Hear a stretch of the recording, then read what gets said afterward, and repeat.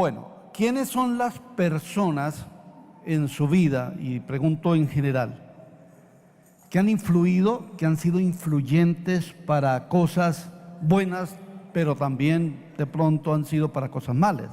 ¿Quién ha sido esa persona que más ha influido en su vida? Pero quisiera hacer una pregunta mucho más específica. ¿En quiénes su mamá ha sido influencia especialmente para bien? Levanten la mano. Wow, la gran mayoría. La gran mayoría. Doy gracias al Señor por la mía. Yo siempre hablo de mi mamá como un tesoro, y fue un tesoro para mi vida. Viví pocos años al lado de ella porque salí a los 13 años de la casa, no por rebelde, sino por salir a trabajar, a buscar un mejor futuro en la ciudad. Pero mi madre fue una mujer de mucha influencia en el bien. De hecho, ella fue la primera quien abrazó la fe cristiana, y de ahí una cantidad de personas, por su testimonio, abrazaron la fe cristiana. Y le debemos mucho a ella la salvación, mis hermanos y las generaciones, y mis tíos y mi abuela, todos ellos recibieron palabra de Dios por parte de mi mamá. Mi madre, siempre, nunca le dijimos mamá, siempre le dijimos madre. Mi madre fue única y especial. Cuando hay una mina de oro o una mina de esmeraldas, damos todo el crédito al mineral, ¿no? Hay unas minas de esmeralda en Muso, hay en Chivor, las hay en Gachalá, bueno, minas de oro hay en el Chocó, en algunas partes, pero damos el crédito al mineral, damos el crédito a la piedra preciosa, pero no a la montaña. Cualquiera diría, wow, esta montaña es una montaña supremamente rica porque contiene esmeraldas. Nunca se dice eso, se dice, saqué una esmeralda. Y de pronto hay madres que han hecho muchísimo por muchas personas, y no se habla de las madres, se habla de la persona. Quiero hacer énfasis sobre un hombre, un estadista, un embajador, un canciller, un ministro, un escritor, un filósofo, un educador, un catedrático llamado Marco Fidel Suárez. ¿Sí saben la historia de él? ¿No? ¿No mucho? Marco Fidel Suárez fue presidente de Colombia. Pero ¿qué hace la historia única o especial de este hombre? Que su madre era una mujer muy pobre y fue hijo natural de uno de los ricachones del pueblo, un pueblo que se llamaba Toviejo, hoy Bello Antioquia. Y nació allá en medio de la pobreza, hijo de una mujer llamada Rosalía Suárez, que era lavandera y hacía galletas para poder sostener a su hijo. Y esta mujer fue un ejemplo de dedicación, de esfuerzo para Marco Fidel Suárez, pero definitivamente que este muchacho no podía ir a la escuela porque su mamá no lo podía sostener. Le tocó retirarlo de la escuela y él se agarró a las ventanas de las escuelas. Él iba todos los días y escuchaba las clases de las ventanas, y alguna de su biografía dice que él desde afuera contestaba o daba respuestas del profesor que hacía adentro. Hasta que un sacerdote se interesó en él, en el interés de aprender, y se lo llevó a Fredonia, Antioquia, y a La Ceja. Y lógicamente que allí mejoró su educación muy sustancialmente. Entonces, el asunto es que este hombre, hijo de esta mujer tan pobre, logró hacer tanto. Fue presidente de Colombia entre 1918 y 1921. Pero repito, tuvo muchísimos títulos. ¿Quién influyó? Su mamá. Su mamá. Esa campesina, esa mujer iletrada, esa mujer que le tocó esforzarse mucho para lograr levantar ese hijo, pero eso lo inspiró para ser un hombre grande y llegar a regir inclusive los destinos de nuestra nación. ¿Les parece esa historia linda o no? Quiere decir que él era el mineral, la mujer era la montaña. Él era la esmeralda, la mujer era la mina. En alguno de sus escritos llamó a su madre, Marco Fidel Suárez la llamó la abejita dorada, el ángel de mi guarda. Y qué bonito es ver que mujeres han ejercido mucha influencia, y lo vemos en la historia, hermanos, de la Biblia.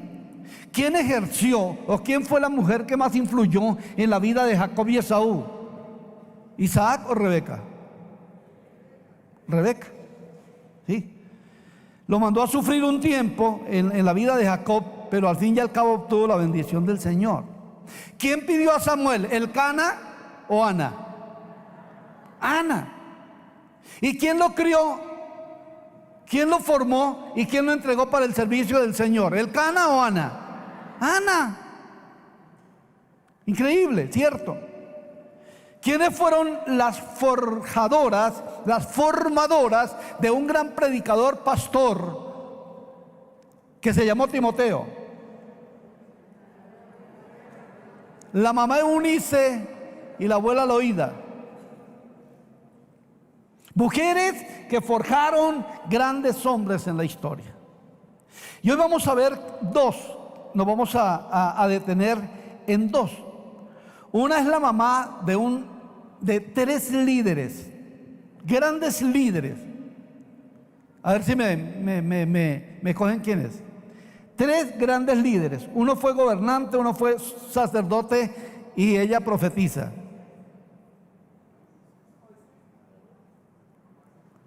¿Cómo se llamó esa señora y mamá de quién era?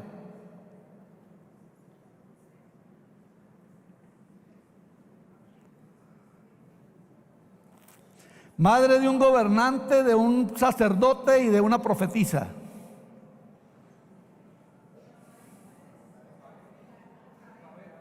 Jocabed, la madre de Moisés, Aarón y María. Jocabed. ¿Y qué tiene de raro Jocabed? Miremos la historia de lo que fue Jocabed. Entonces, Jocabed es una formadora de líderes, una mujer que formó líderes. Entonces dice, un varón de la familia de Leví, estoy leyendo Éxodo capítulo 2, versículo 1. Un varón de la familia de Leví fue y tomó por mujer a una hija de Leví, la que concibió y dio a luz un hijo, y viéndole que era hermoso, le tuvo escondido 3 meses. Ojo lo que hizo esta mamá. ¿Y por qué le tuvo escondido 3 meses? Porque había un decreto que todo niño varón debería ser echado al hilo y debería ser muerto, ¿no? Viéndole hermoso, le tuvo escondido 3 meses, pero no pudiendo ocultarle más tiempo, tomó una arquilla de juncos y la calafeteó con asfalto y brea, y colocó en ella al niño y lo puso en un carrizal a la orilla del río. Y una hermana suya se puso a lo lejos para ver lo que le acontecería. Quiere decir que María era mayor que Moisés. Y la hija de Faraón descendió a lavarse al río, y paseándose sus doncellas por la ribera del río, vio ella la arquilla en el carrizal y envió una criada suya a que la tomase. Y cuando la abrió, vio al niño, y aquí que el niño lloraba. Y teniendo compasión de él, dijo: de los niños de los hebreos es este. Entonces su hermana dijo a la hija de Faraón: ¿iré a llamarte una nodriza de las hebreas para que te críe este niño? Y la hija de Faraón respondió: ve. Entonces fue la doncella y llamó a la madre del niño, a la cual dijo la hija de Faraón: lleva a este niño y críamelo y yo te lo pagaré. Y la mujer tomó al niño y lo crió. Y cuando el niño creció, ella lo trajo a la hija de Faraón, la cual lo prohijó y le puso por nombre Moisés, diciendo: porque de las aguas lo saqué. Muy bien, esta es la historia de Moisés, un sobreviviente a una masacre decretada por Faraón, rey de Egipto. Un sobreviviente. ¿A quién se le debe la vida? A la mamá. Claro, el Señor estaba ahí, el destino del Señor se cumplía, pero la mamá tuvo cosas bonitas. ¿Qué encontramos en esta mamá? Primero que todo, que era una mamá arriesgada. Ella, bajo el imperio egipcio, bajo una esclavitud, bajo un decreto de muerte, decidió esconder a su niño.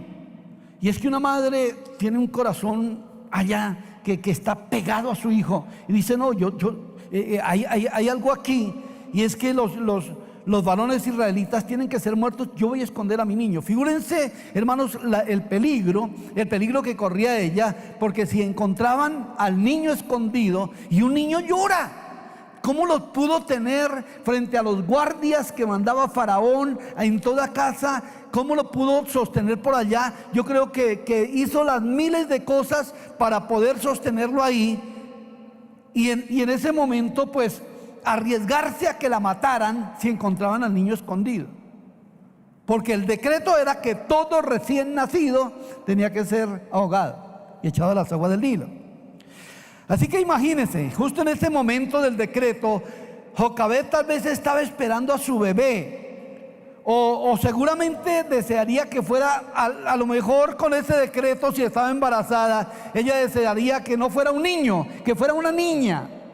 Tal vez podríamos imaginarnos eso, pero al nacer tuvo un varón, y dice la Biblia que vio que era hermoso. No sabemos si ella se pasó todo el embarazo bajo esa amenaza, o estaba ya la amenaza cuando la orden fue dada. Sufrió esa amenaza, pero de una u otra forma, sea que haya estado embarazada y mirar que cada día los niños de israelitas los echaban al Nilo, o si estaba ya el niño nacido, para esconderlo de los guardias que venían a buscar niños a las casas de los israelitas. Una situación muy terrible para una mamá, pero se arriesgó. Se arriesgó, y además de ser arriesgada, fue recursiva. Ella dijo: bueno, se valió de un medio especial para salvar a su hijo.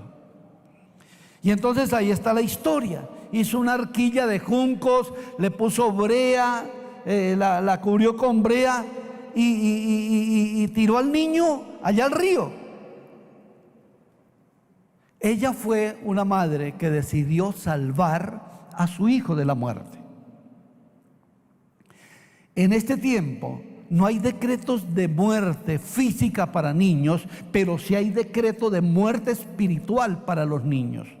Los niños que nacen en una cultura terrible en este tiempo. Vivir, hermanos, para criar hijos en este tiempo, algunos dicen: no, yo no crío hijos, no quiero tener hijos, y viven temerosos del futuro por la situación de tinieblas, por el decreto de muerte espiritual que hay en este tiempo. Y hermanos queridos, hay padres quienes han dejado la responsabilidad de la salvación a las mamás.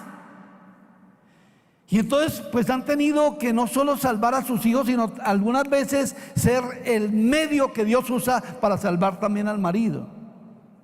Mujeres han llorado, se han quebrantado, han doblado rodilla por sus hijos. El producto de las oraciones de mi madre.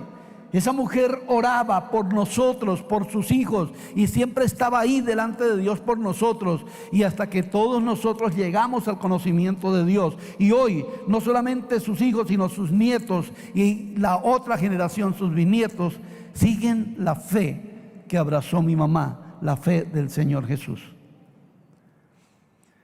Aquí hay madres que oran por sus hijos, pero padres también la responsabilidad. Quiero decir que la responsabilidad número uno es de nosotros. Hay madres que edifican con su esfuerzo arquillas espirituales y las colocan en el nido, en el río de la corrupción y de la maldad. Ahí esa arquilla de fe, esa arquilla espiritual está salvando multitud de niños, porque mamás son recursivas, orando al Señor por ellos, leyéndoles la Biblia, trayéndoles a la iglesia, haciendo que sus hijos puedan ser hijos que aman al Señor y sirven al Señor. Madre querida, hay esperanza para su hijo drogadicto, hay esperanza para su hijo corrupto, hay esperanza para su hijo alcohólico, hay esperanza para su hijo que está allá involucrado en la maldad y en el pecado. Hay esperanza.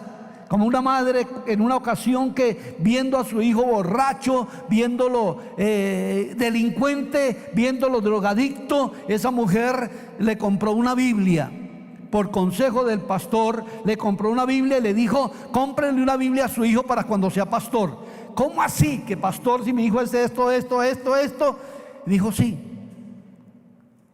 porque si tú oras, tu hijo podrá venir al Señor. Y empezó esa mujer a doblar rodilla, compró la Biblia, y esa Biblia algún día fue de ese hijo que se convirtió en pastor.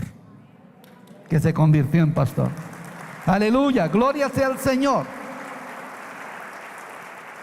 Ahora también Jocabed la encontramos como una madre no solamente arriesgada, una madre recursiva, sino una madre de fe. Cuando surgió el decreto de muerte, Jocabed dijo: no, mi hijo no va a morir.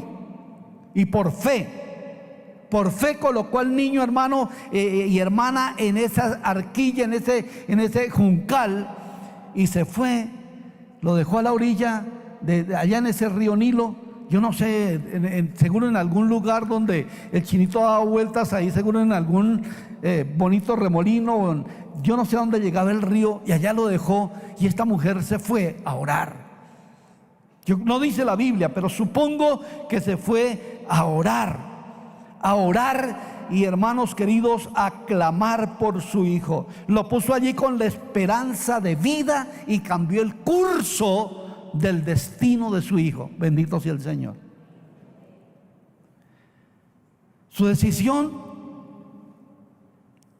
llevó a Moisés a la casa de Faraón, porque providencialmente, de parte de Dios, en ese instante, cuando el chinito estaba allí, Dios hizo que fuera la hija de Faraón con las otras muchachas, tal vez a bañarse al río, y encontraron al niño.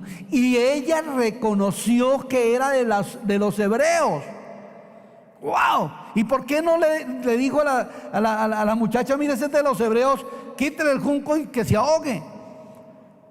Porque por la resolución de vida de la madre, Dios hizo que ese niño hallara gracia a los ojos de la hija de Faraón. Entonces inmediatamente ella no lo dejó solo. Jocabed no dejó a su hijo solo. Puso a María, la hermana mayor, que tendría unas 6, 7 añitos, la puso a vigilar. Sí, Aarón era 3 años mayor que Moisés.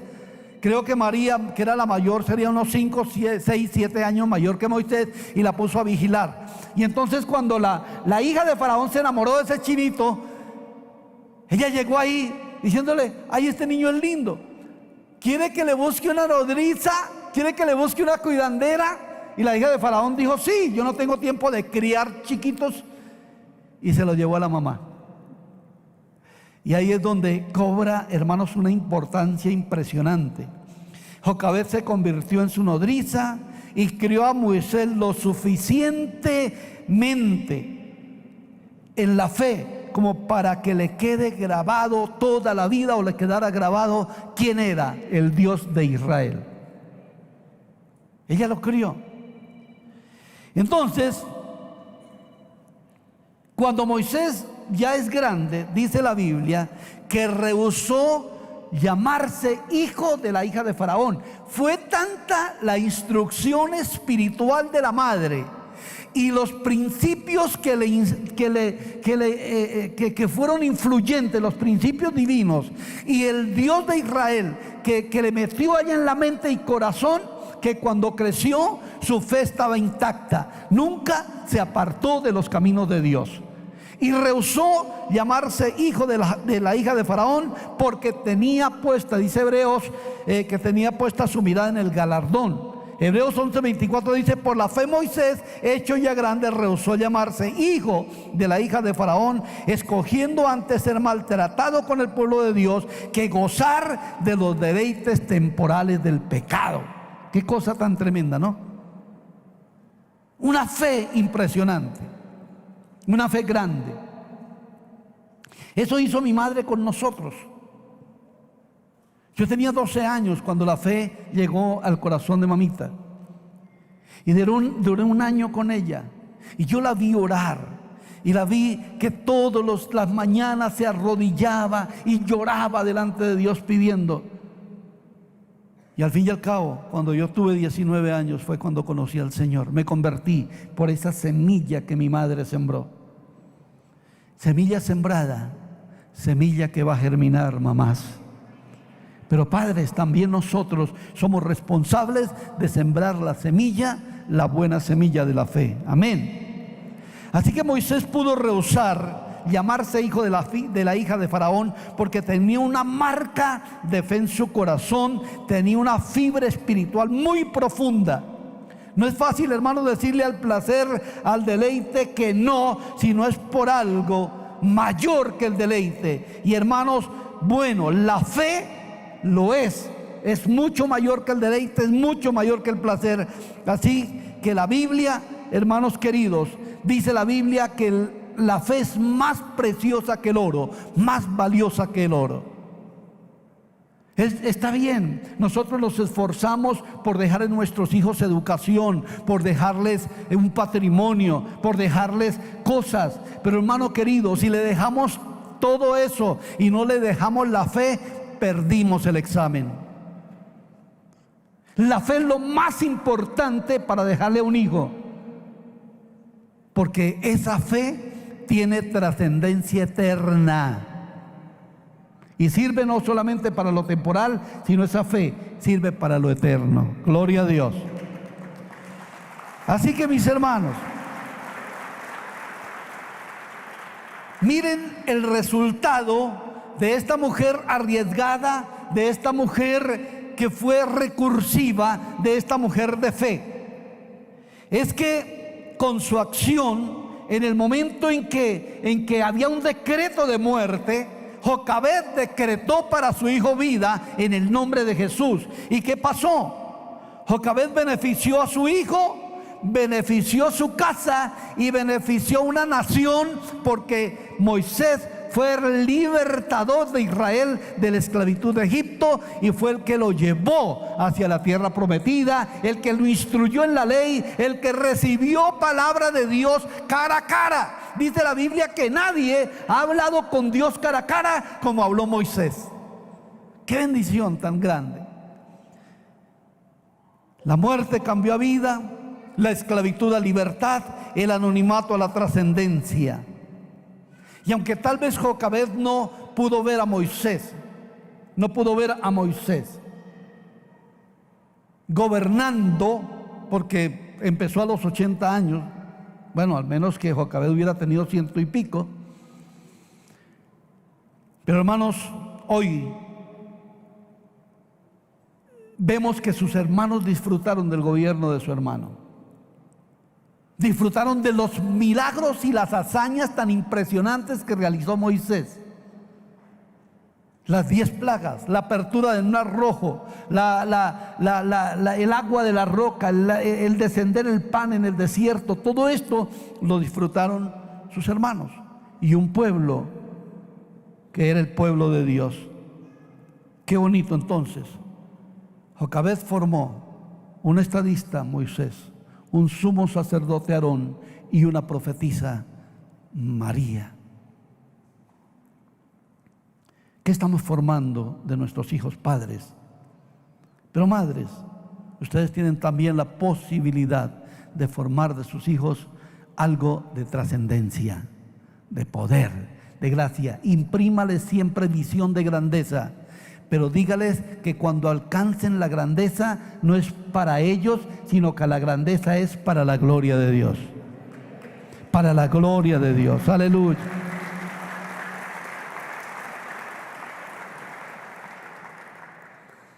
Hay otra madre a la que me quiero referir en esta mañana. No tiene tanta historia. A propósito, ¿ustedes conocen el nombre del papá de Moisés? Es que ni se nombra, ¿no? Pero sin embargo, se llamaba Amram. Amram. Pero ¿dónde está? ¿Dónde estaba? ¿Dónde estaba el papá cuando estaban sacrificando a los niños? ¿Dónde estaba el papá en la formación? ¿Dónde estaba el papá cuando decidió entregarlo Jocabed a la hija de Faraón? Porque dice que ella lo crió, ella lo levantó y ella lo entregó. Y Dios lo llevó al palacio para hacerlo un gran estadista, un gran gobernante. Voy a referirme a otra mujer, una mujer gentil, una mujer indigna de los beneficios de Dios según la ley hebrea, y es la mujer cananea. Mateo 15:21 dice: saliendo Jesús de allí, se fue a la región de Tiro y de Sidón. Y aquí una mujer cananea que había salido de aquella región clamaba diciéndole: Señor, hijo de David, ten misericordia de mí. Mi hija es gravemente atormentada por un demonio. Terrible. El demonio le llegó a la casa. Pero Jesús no le respondió palabra. Entonces, acercándose sus discípulos, le rogaron diciendo: despídela, pues da voces tras nosotros. Él respondiendo dijo: no soy enviado sino a las ovejas perdidas de la casa de Israel. Entonces ella vino y se postró ante él diciendo: Señor, socórreme. Respondiendo él dijo: no está bien echar el pan de los hijos y echarlo a los perrillos. Y ella dijo: sí, Señor, pero aún los perrillos comen de las migajas que caen de la mesa de sus amos. Entonces respondiendo Jesús dijo: oh mujer, grande es tu fe, hágase contigo como quieres. Y su hija fue sanada desde aquella hora. Guau, guau, guau. Hay muchos problemas que en la vida enfrentan las madres: pobreza, soledad, rechazo, separaciones, falta de autoridad y ejemplo del marido.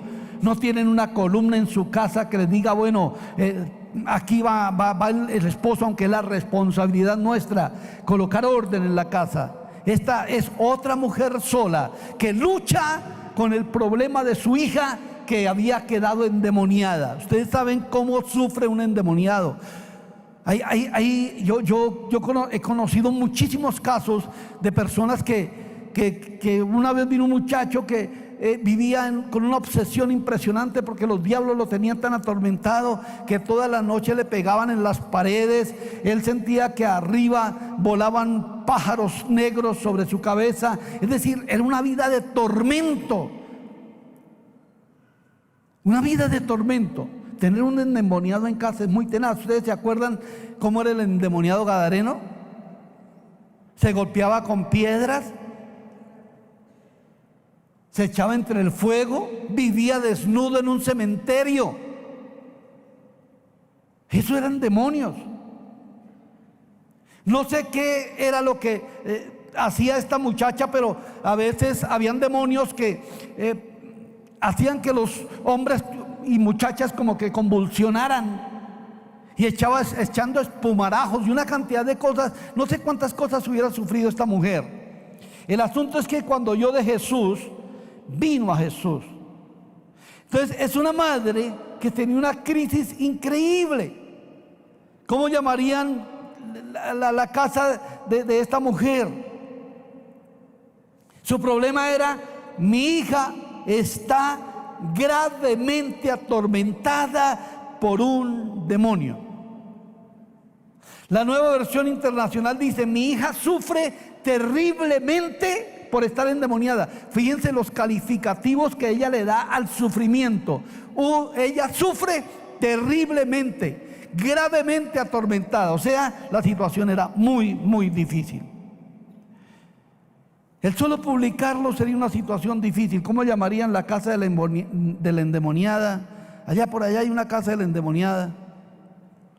La mamá de la endemoniada. La familia de la endemoniada. Wow. Tal vez tendría otros problemas, supongo. ¿Dónde está el papá de esta muchacha? ¿Dónde está el papá?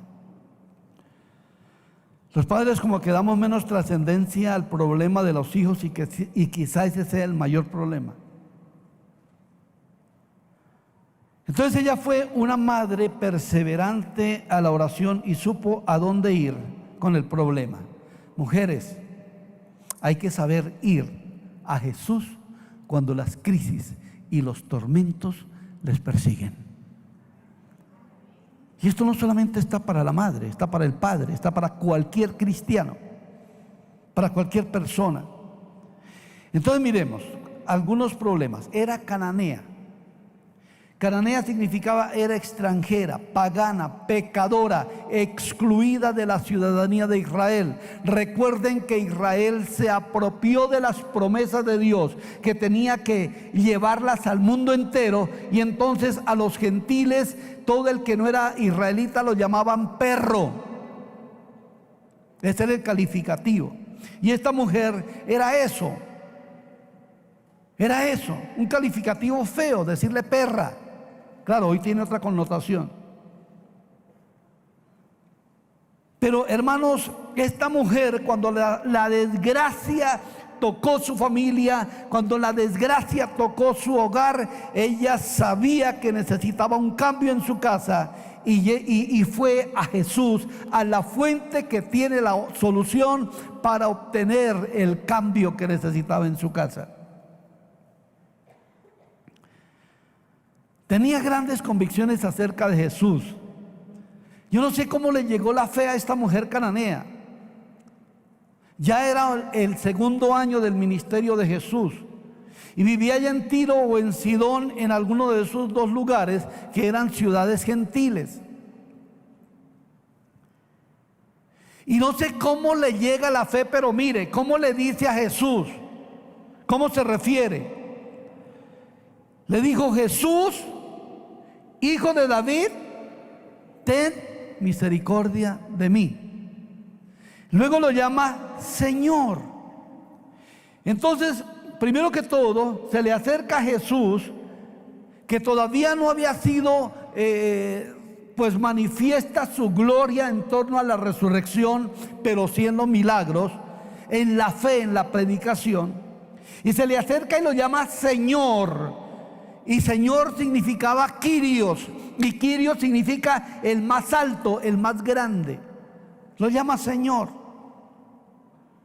Lo llama Hijo de David. Significa que ella tenía cierto conocimiento de la historia profética, que Jesús vendría de David, y lo reconoce como el Mesías venidero.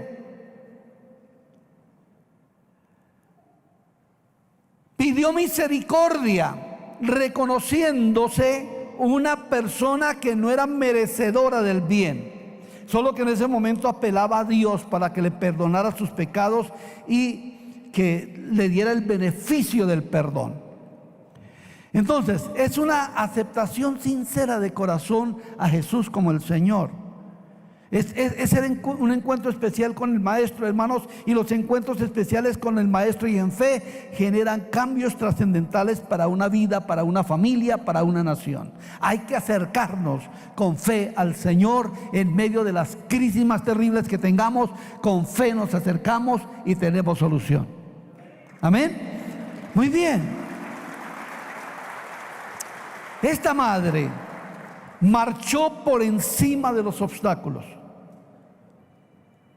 Se fue, se arrodilló, llegó donde Jesús.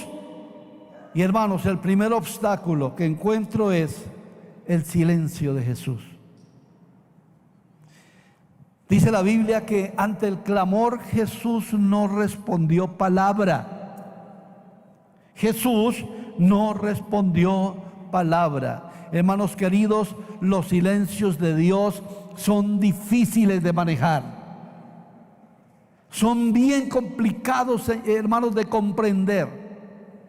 Y por eso el salmista escribe en el Salmo 83, dice: oh Dios, no guardes silencio, no calles, oh Dios, ni estés quieto. Los silencios de Dios los sufrió Job. En algún momento él pidió a Dios que le explicara cuál era su situación, por qué estaba en esa condición tan precaria, tan difícil, tan dura. Pero Dios nunca le habló. Le habló después de tantos años, o meses tal vez, de pasar su situación. Asaf también tuvo silencios. Jeremías tuvo silencio de Dios. David tuvo silencio de Dios. También nosotros en muchas ocasiones sufrimos silencio de Dios. Y cómo duele, mis hermanos, el silencio de Dios. Nada más en una relación interpersonal. una relación entre novios o esposos, que uno hable y el otro se calle. ¿Y qué le pasa? ¿Por qué no me habla? Y aquella mujer, la mujer cananea, lidió con el silencio de Jesús y persistió. Segunda cosa, la indiferencia de los discípulos. Los discípulos, dice, entonces acercándose sus discípulos le rogaron diciendo: despídela, pues da voces tras nosotros. En lugar de interceder por ella, le piden que la despida. Algunas personas como que se aburren con los problemas de sus semejantes. Y en lugar de interceder por ellos, como que dicen: ya no me hable, no quiero saber más de su situación, no quiero saber más de sus problemas. A muchos nuestros problemas los cansan, pero hay alguien que nunca se cansa de oír nuestros problemas. Se llama Jesús de Nazaret. A Él siempre tendrá oído para nosotros, siempre tendrá tiempo para nosotros, porque Él no está ocupado ni limitado por el espacio, por el tiempo. Jesús está a las 24 horas dispuesto a escuchar nuestro conflicto, dispuesto a escuchar nuestra necesidad, dispuesto a escuchar nuestras cuitas, nuestras quejas.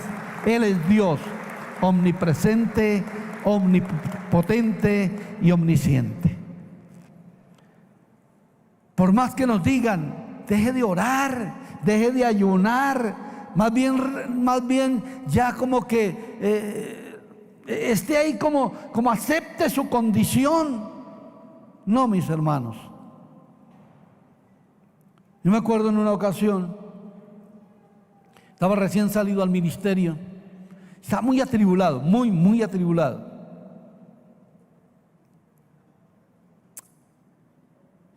Y salí del cuarto, estaba orando a Dios y yo no sabía ni qué hacer con una situación que estaba pasando. Salí así con los ojos hinchados, llorando, y me encontré a mi amigo. Y me miró los ojos y dije: ¿Silvio está llorando? Sí, hermanos, que estoy pasando por una situación. Dice: si está comenzando el ministerio. Si así comienza, pronto termina. Y me animó mucho. Qué palabras tan tremendas de ánimo, ¿no? Pero me retó. Y le dije: no, mi amigo, no voy a terminar pronto. Voy a persistir con Dios. Y hasta hoy son 45 años de servicio al Señor.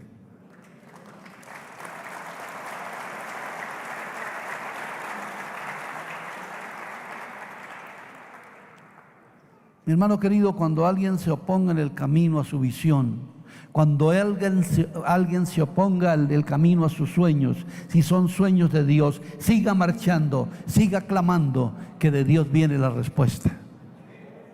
Ahora, la tercera cosa que tuvo que vencer aquella mujer fue la indignidad de su condición gentil. Jesús le dijo: no está bien tomar el pan de los hijos y echarlo a los perrillos. Nuestra condición de pecadores no nos hace merecedores de los favores del Señor. Pero esta mujer, en una fe inquebrantable, dice: sí, Señor, pero los perrillos comen de las migajas que caen de la mesa de sus amos. En otras palabras, con una migaja tuya me basta, Señor. No quiero el pan completo, pero sé que tú tienes tanto poder, tienes tanta misericordia, tienes tanto amor, tienes tanto, Señor, que una sola migaja bastará para que mi hija sea libre. Aleluya, por esa fe inquebrantable, por esa fe preciosa, arraigada al corazón. Así que esa mujer, esto no le dijo: bueno, ya el Señor dijo que no, mire cómo me trató. Primero se calló, no me dijo nada, luego me trata de perrilla. Yo me voy. Y con ese trato Yo no sé qué había en el corazón de Jesús, yo no sé qué había en la mente de Jesús para tratar a esta mujer. Yo creo que Jesús estaba queriendo plasmar en la historia este caso de una mujer persistente. Y ella dijo: sí, sí, sí, sí, Señor.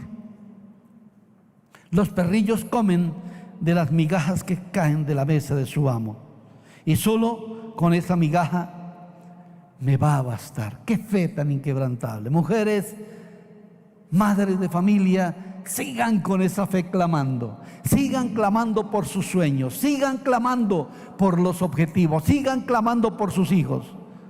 Y padres también tenemos esa obligación, pero eso les predico el Día del Padre.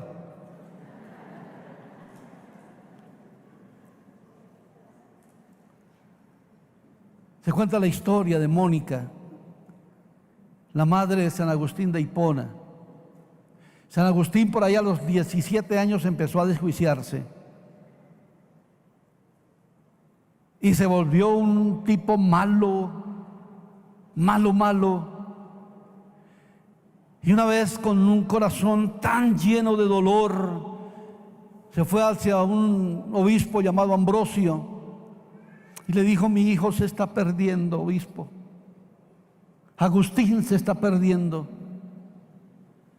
Y las palabras de aquel obispo fue: ten confianza, mujer, no puede perderse un hijo de tantas lágrimas.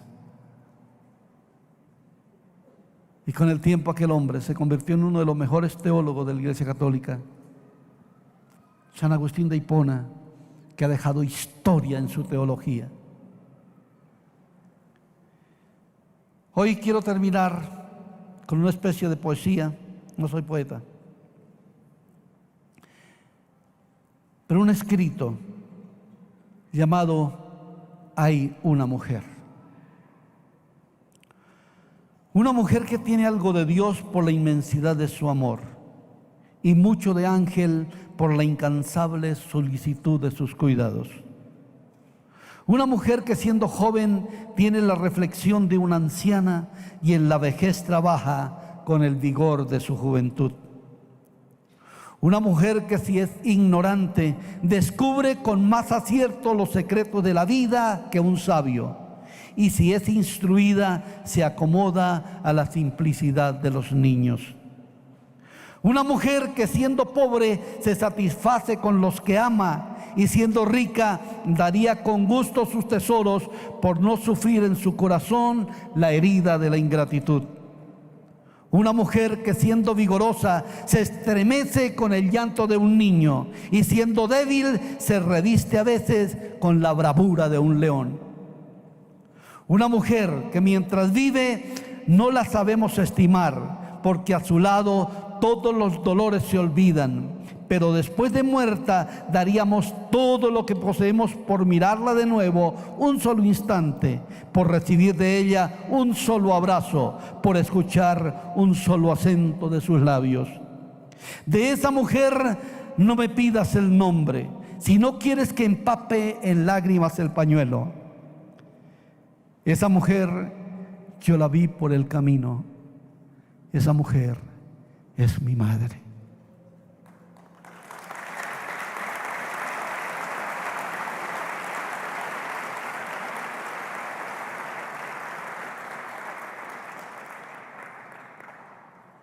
Extraño a aquella mujer, chiquitita, delgadita. Yo no sé ni por qué salí así grande. Bueno, mi papá. Y letrada, pero supremamente inteligente.